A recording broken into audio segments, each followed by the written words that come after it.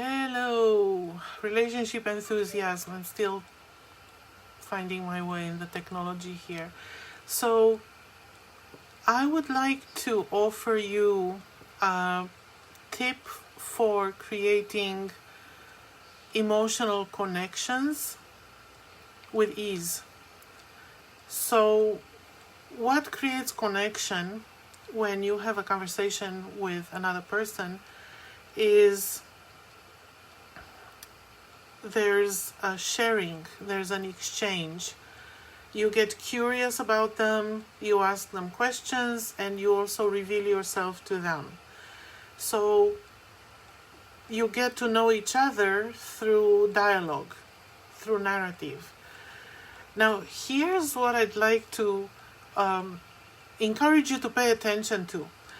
In any narrative, when you talk about yourself and when you inquire about the other, there are two aspects of knowing each other. One is objective, the other one is subjective. So the objective is the factual. What did you do? This is in interrogation rather than inquiry. You ask, what were you doing last night before 2 and 5 a.m.? So these are the facts. This is what you do. You can ask a person what they had for dinner and where they spent the holiday and who their favorite authors are, that's already subjective. What are the books that they read? So things that they do, their behavior. And you can get enough information about the person through facts, but not enough to create emotional connection. The subjective, however, the subjective experience is the world of feelings, of motives, the why, the urges, the drives, the impulses. And so when you hear a person talk about what they do, the what, you only get part of the picture. But when you hear the why they do what they do, why they read the books that they read, why do they find those authors inspiring? What about those authors they find inspiring, and what does that do to them? This is when you get to know the person inside out. And at the same time, when you talk about yourself, make sure that you share not only what you do, but you also share the whys.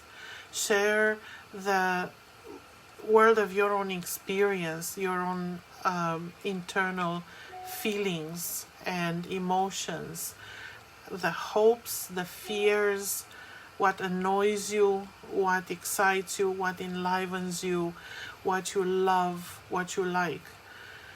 And take this further in your appreciation. So when you express appreciation towards a person, make a distinction between the value judgments that you give to the person. So what's a value judgment? You are a great cook. Your book is amazing. The song you made or you wrote is fantastic. That's a value judgment.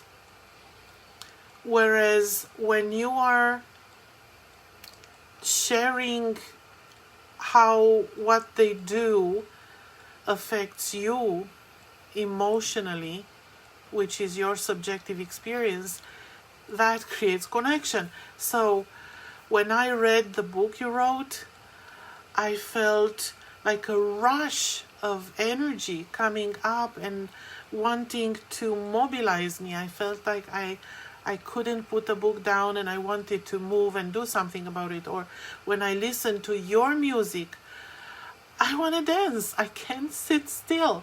Or what I admire in you is the number of hours that you put in volunteerism to help the shelter animals. I'm so touched by this and so moved, and I admire how much you give of yourself. So when you appreciate, add this subjective experience. It's not just a value judgment. Don't be a critic. Anybody can be a critic. Don't be a journalist writing only about facts or opinions. Be a friend by offering glimpse to your own internal experience to your friend, and it's the we that you form in the language, the space between the self and other, that is filled with expressions or descriptions of the subjective internal experience. So I really hope that this helps you, and practice it. Offer appreciation that brings the light not only on the strength and what's admirable in the other, but how it sits with you, how it lands with you, what it does for you, what it's like for you to watch, to listen, to touch, to feel, to witness your friend's strengths. And if you have any more suggestions to this, or if you find this useful, please let me know in comments. All the best and stay connected. Bye.